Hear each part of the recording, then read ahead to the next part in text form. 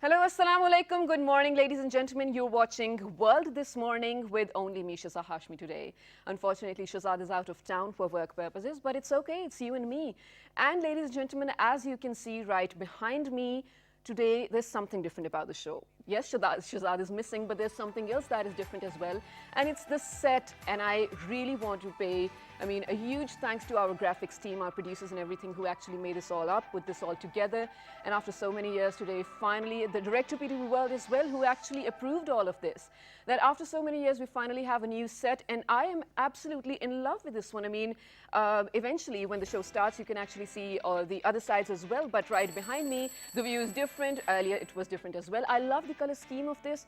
It's sort of complementing what I'm wearing today. It's beautiful. Everything is beautiful, absolutely.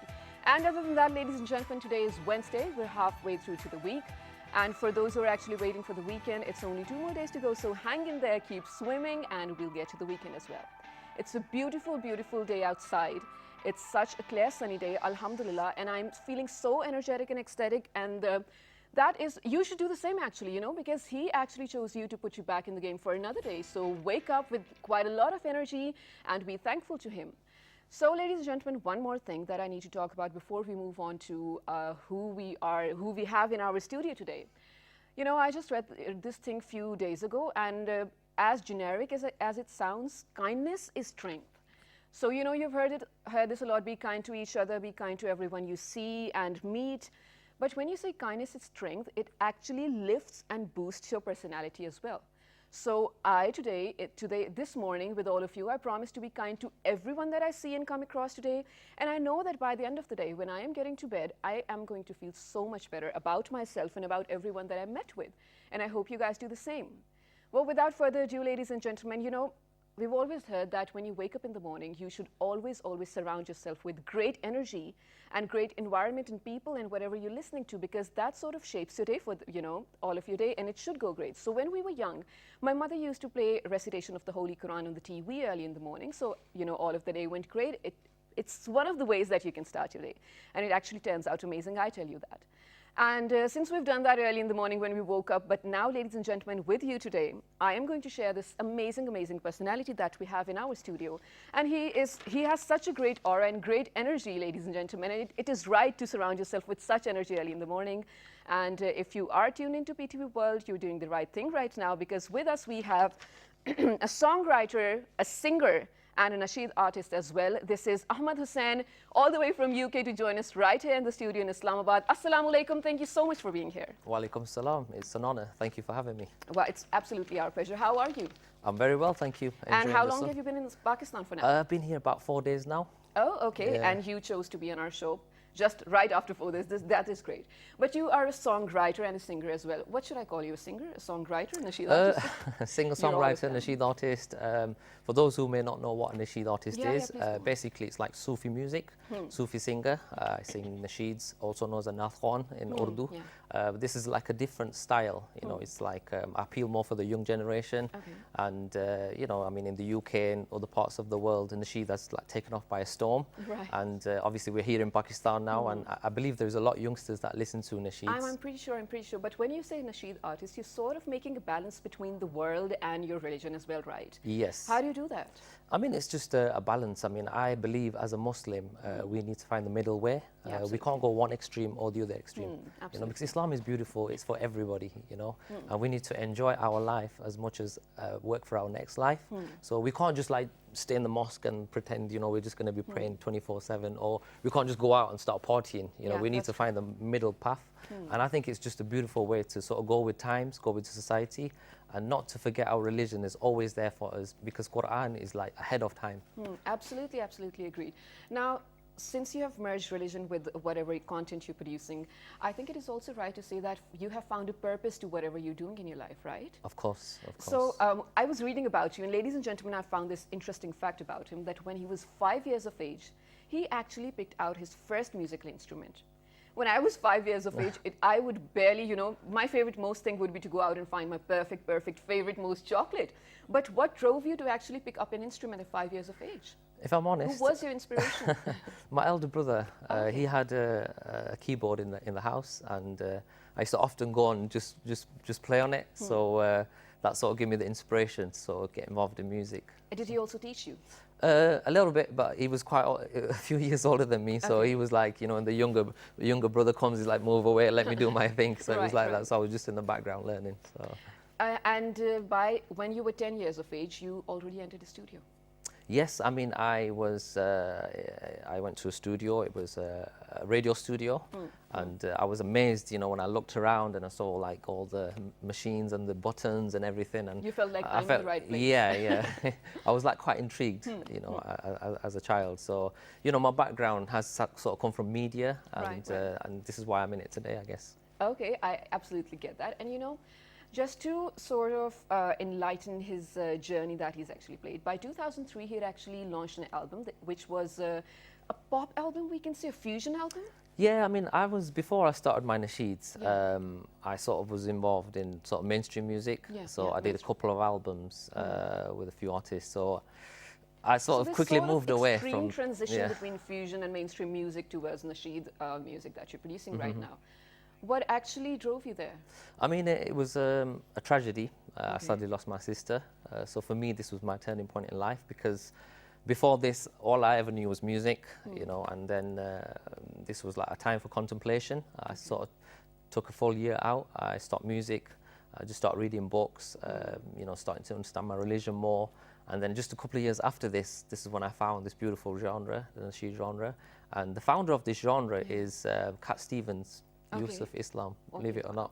He was the first guy that actually did an album of nasheeds in English, because we often hear like naats and stuff in Urdu. In Urdu, yes. But this was in English, and I was like, wow, you know, this is like really on my level, I can understand this. So I never looked back since then. And there's many other artists that I was inspired by. So. Well, that's beautiful. But you know, when you talk about you've actually moved from mainstream music to nasheed music over here, well, let's face it, the genre that you've picked is sort of confined, right? Do you sometimes feel like, you know what, I should actually expand and go back to the pop music as well? No, I don't. But that's brilliant. No? Yeah, I don't. Because for me, I mean, like Allah's blessed me in so many ways, and with the talent that I have, I'm quite sure I'll do pretty well in the pop genre. But I just, for me, it's not about just fame. You know, for me, it's about being a role model, and it's giving a message. Do you understand? So, and this is what drives me. This is what gives me the oxygen and the energy to do more. Even though it's a very niche sort of genre, I just believe, like, you know, I need to do what I'm doing. You know, and this is why I'm here in Pakistan, and I'm trying to promote nasheed concerts, and because we don't get many here, as you may know. But inshallah, I'm sure in the future we'll see more nasheed concerts. Well, inshallah, with people like you, I'm pretty sure we are going to further this specific genre as well. But ladies and gentlemen, since we are talking about nasheed, there's a little video that our producers have taken out for you guys to listen to. So let's take a look at it.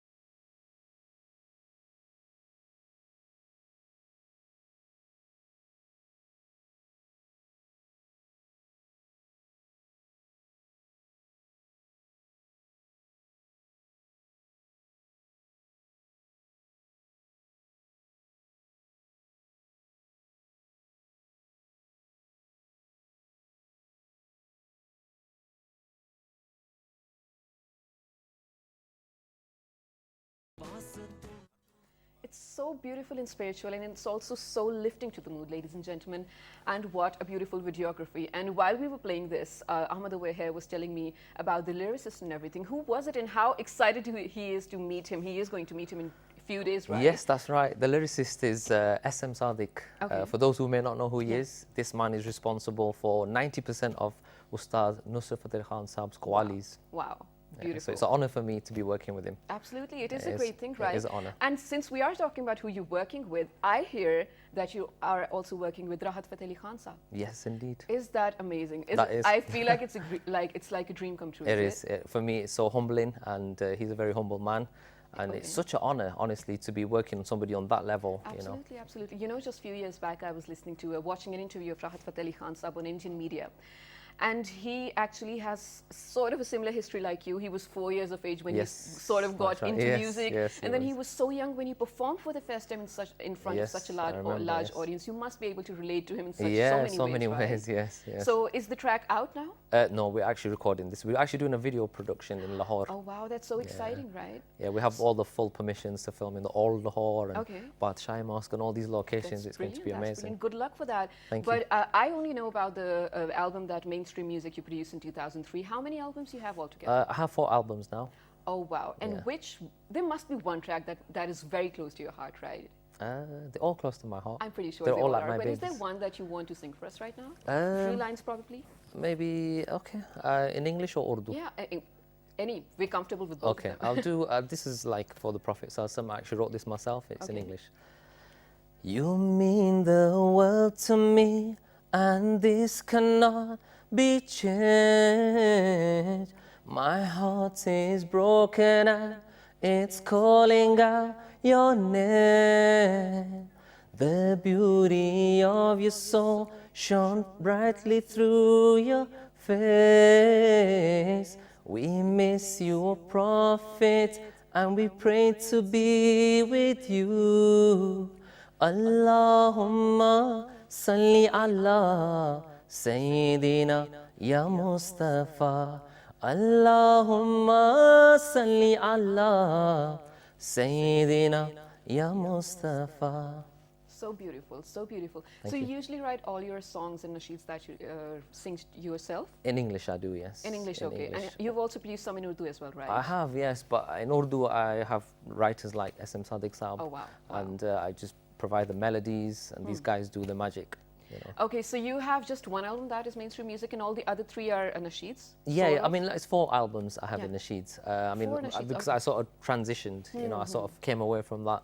I went into the nasheed genre, so since then, you know. Okay, perfect. So other than the track that you're producing with Rahat Fateh Ali Khan Saab, what are the projects that we should be expecting from you? Inshallah, I did a mini concert in Pakistan. We're just testing the waters. My team have been working really hard. So I actually got here, and then the second day I was still jet lagged. I was on stage performing, and alhamdulillah, it was such a beautiful turnout.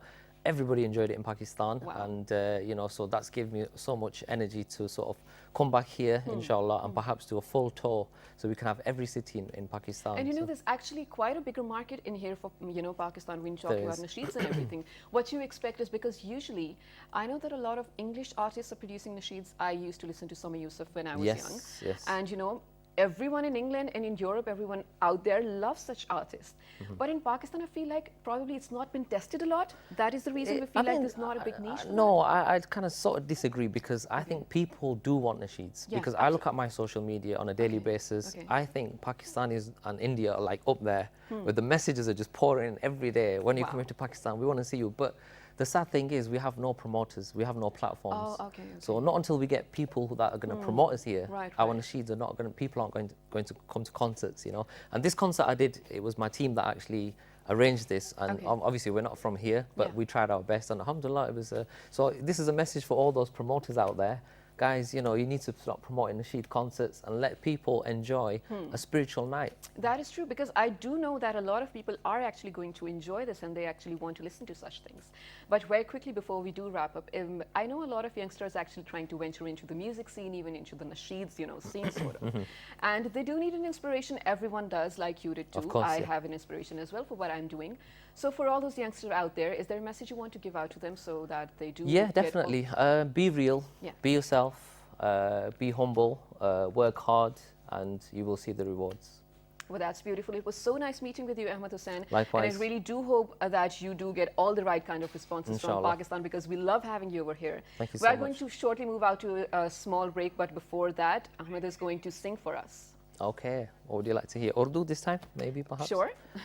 चेहरा नूरे कमर तू गया अर्श पर तुझको रब ने बुलाया मज़ा आ गया नूर की रात थी प्यार की बात थी रब ने अर्श सजाया मज़ा आ गया चेहरा नूरे कमर तू गया अर्श पर तुझको रब ने बुलाया मज़ा आ गया पैदा करता ना तुझको मैं गर या नबी पैदा करता ना तुझको मैं गर या नबी कसम तेरी ये दुनिया बनाता ना मैं कसम तेरी ये दुनिया बनाता ना मैं.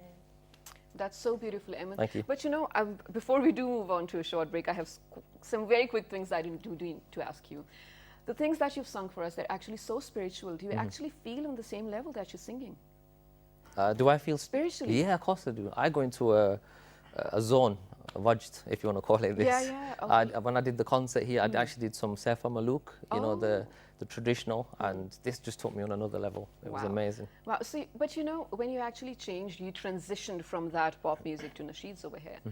I'm pretty sure your friend circle and the people around you and everything changed, It right? did, yes. And yeah. there were critiques and people who were questioning you and everything. How did you Yeah, deal with that? a lot of people supported me, to be honest. They understood Okay. why I sort of chose this path. And, you know, where I come from, Sheffield in the UK, people are always, you know, supportive. And it's just so beautiful to see this, you It know. is And indeed. But there's just one more thing. Since I've been to Sheffield, I feel like the spirit of the religion and nationalism in Sheffield is far more than you will find over here. You Is think that true? so? I feel it is. I feel it is. Yeah, alhamdulillah. I think we're all doing well, aren't we, as a whole Muslim family, you know. And obviously, because it's the West, we're tested even more. You know, there's so many true. tests. I mean, here you don't see people sort of, you know, unrevealing themselves on the streets and stuff, but there's a massive test, so we must be doing well if we're praising Allah and His Rasul, you know. So this is why I'm here, to inspire the youth from Pakistan to get involved in nasheeds. You know, if you want to become a singer, become a nasheed singer, you know, give a good message, give a positive vibe. And inshallah, today I'll be doing a meet and greet at the Faisal Masjid Oh, okay. at 2 p.m. So I put it on my social anyway. Have so you been to Faisal Masjid before this? I have, yes. Okay. Yeah, I've been a couple of times. It's absolutely beautiful. It is, it is. What are some of the other places that you visited in Islamabad? and you I've loved? been to Manal. This was a restaurant. Right, It was right. absolutely amazing. Typical Islamabad, Munal. Ladies and gentlemen, it always Beautiful. catches you off guard and it's breathless to see Munal, it's true. Yeah. But very quickly towards the end, can we have another nasheed? Because there is quite Yeah, a lot yeah, of demand. sure. I keep hearing from my producers as well, they want to listen to him more and more. So Okay. English or Urdu, whatever you want. Okay.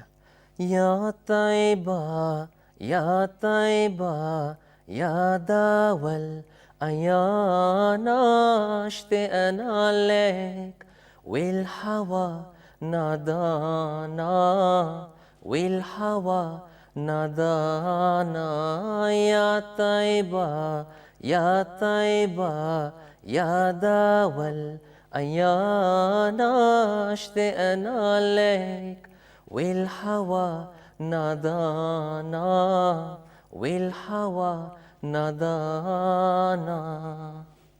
Beautiful, subhanAllah. Ladies and gentlemen, on this note, we are going to head out to a very short break. Thank you so much, Ahmed, for Thank being you so with us. much.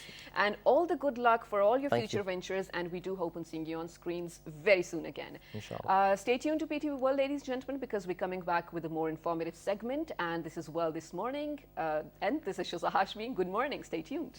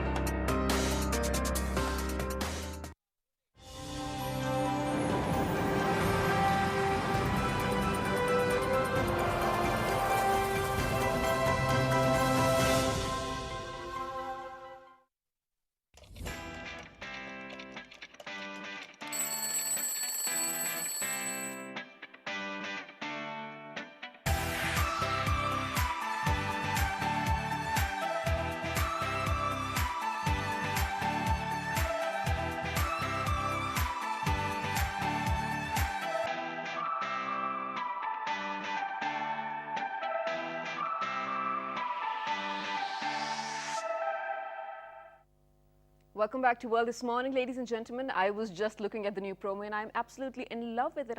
I am in love with the sets as well.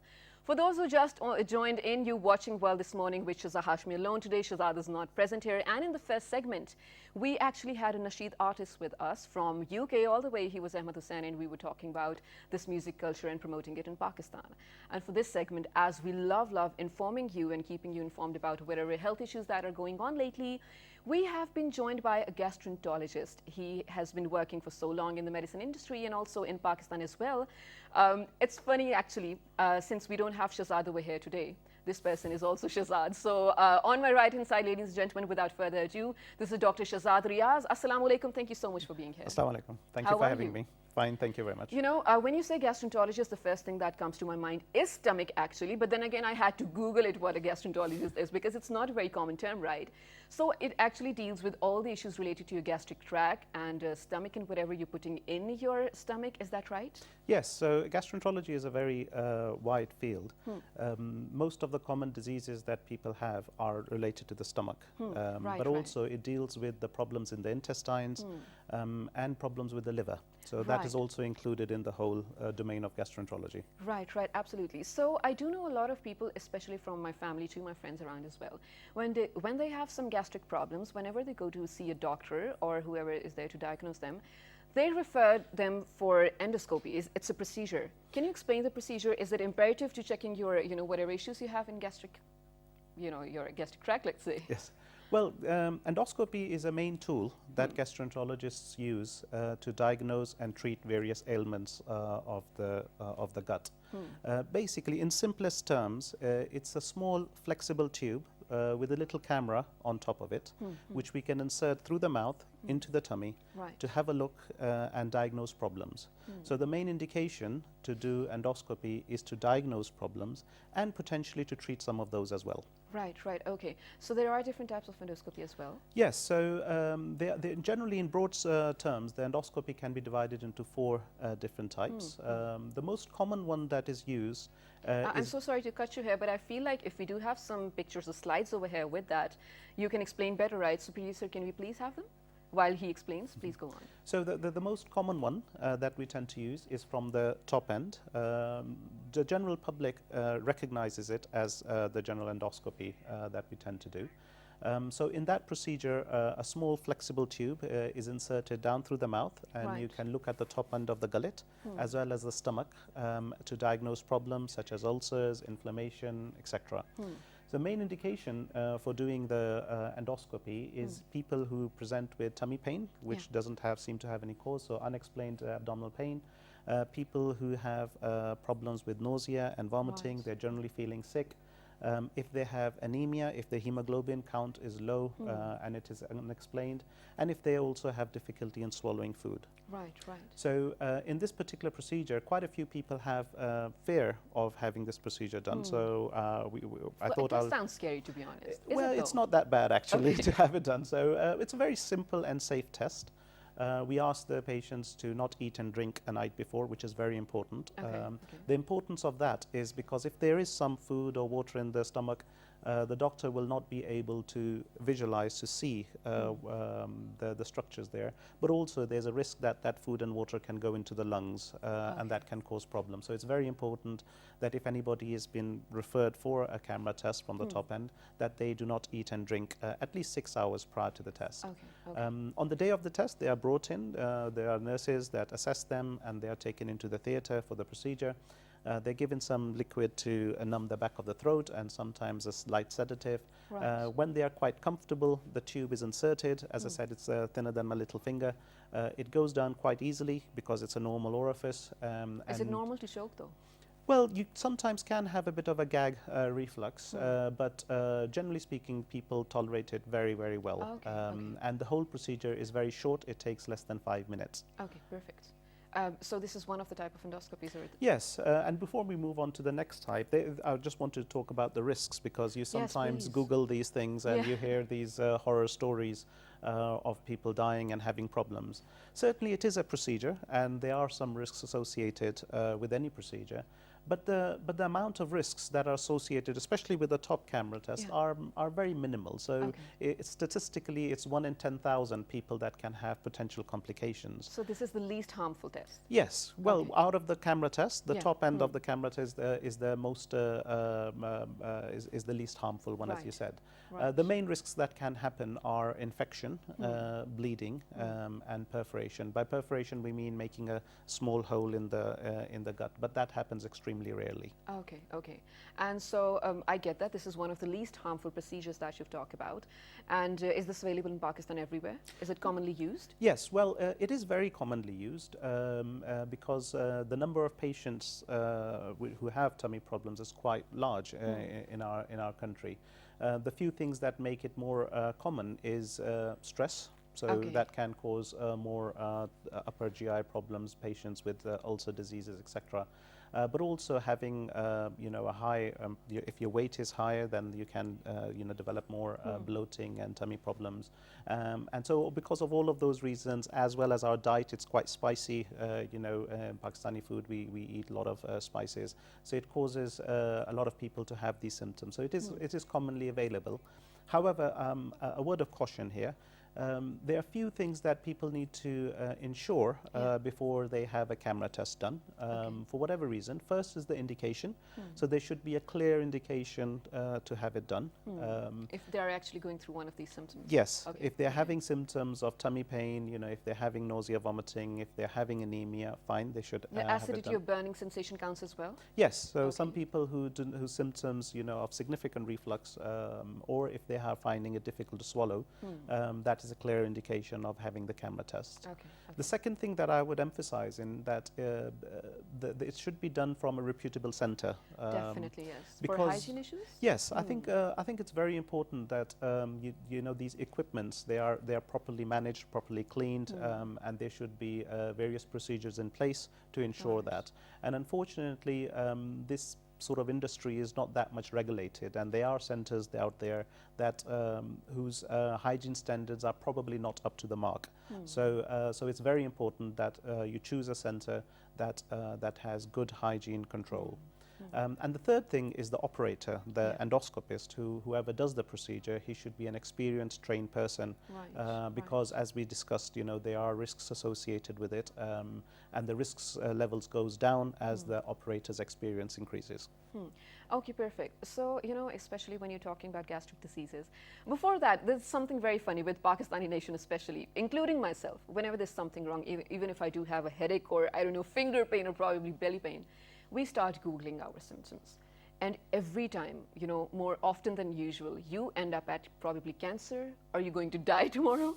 So what we do is we probably avoid seeing doctors. Why is that so? Is it because it scares us a lot? I think so. Information is in Google. There's information overload, actually. You see, and the most exciting things they come up first. So I would again caution against looking in too much into the information that you get in Google, because they will tell you about the extreme cases. So as we discussed, 1 in 10,000 people can have a minor complication with the camera test. But if you Google it, you will see most of the cases who have had problems. They won't talk about the patients that did well with it. Okay, perfect. That makes sense. But so I was watching a medical video. I enjoy watching medical surgeries and videos. I don't know for what reason. Well, there was one that a fork was stuck in someone's breathing tube. Do you tackle that as well? I mean, how did they first of all find out? Was it a ultrasound? Was it a endoscopy? What was it? Well, this can happen, and actually there was a case when I was in England in which is very interesting actually, because this guy, when he was young, in his teens, he was dared by his friends to swallow a plastic fork.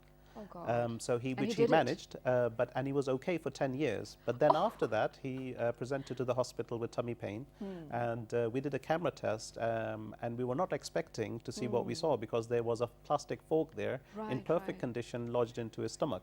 For 10 years? Yes. So well, since we are talking about plastic forks, but since I have niece, they keep swallowing everything they find out.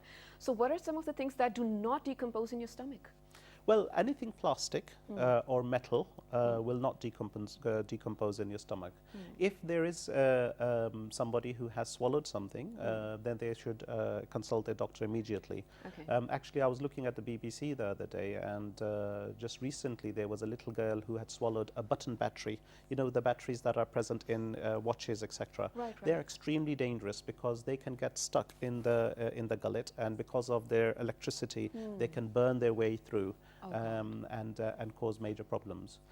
So, but similar to the top end, there are other problems that can happen in the tummy that need endoscopy. So, for example, the second type of endoscopy, talking about the types that we were discussing, is called a colonoscopy. Okay. And in that, you basically examine the back passage and see problems there. The main indications for doing the colonoscopy include if the patient has had a change in their bowel habits. So, for example, if they were going to toilet once a day, but recently, let's say for the past 3-4 weeks, they have noticed that they're going more frequently. So that's a change in their bowel habits, and that should be that merits investigation by the doctor. But before you do explain the procedure, I want to ask you, I mean, how long should we wait for it to consider it as an indication?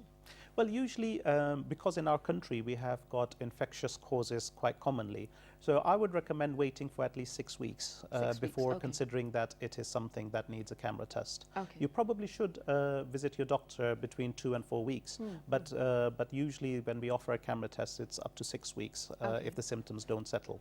So you wait for them to actually prove that they are probably the right symptoms, then you go for the camera test? Yes, so that we can exclude the main infectious causes that happen in our country. Okay, and I'm sorry, what was the name again for the second So procedure? it's called a colonoscopy. And what are the causes? Like, what are the indications? Not indications. What are the causes that actually lead for this sort of, disruption in the bowel movement? Well, there are various things that can happen. The most dreadful is having a cancer in the colon, and that is fairly common as well. Okay. And one of the symptoms of having a cancer in the colon can be a change in the bowel habits, or sometimes people can present with bleeding from the back passage, or some tummy pain. So all of those symptoms should ring alarm bells, and the people should consult their doctors, and the doctor usually after assessment considers doing a camera test from the bottom end. Okay, and that helps, right? Yes, so it's a very safe procedure.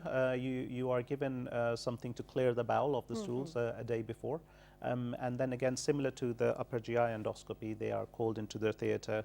The doctor passes a small tube from the back passage and has a look around. If they find something, they can take biopsies, samples, and send it to the lab to diagnose them. Yep. Okay, so but how long does it take for them to start functioning properly and recovering? Well, the top camera test is very simple. You can start eating and drinking after an hour once the sedation sort of wears off. Right. The bottom end as well. Once the sedation goes off, you can start eating and drinking. However, because we pump quite a bit of air into the tummy, it can cause a bit of cramping tummy pain for a good few hours. Okay. We generally recommend for them to take the day off from work because the sedative effect can sometimes cause drowsiness, and especially don't drive or use some heavy machinery, etc. during that day.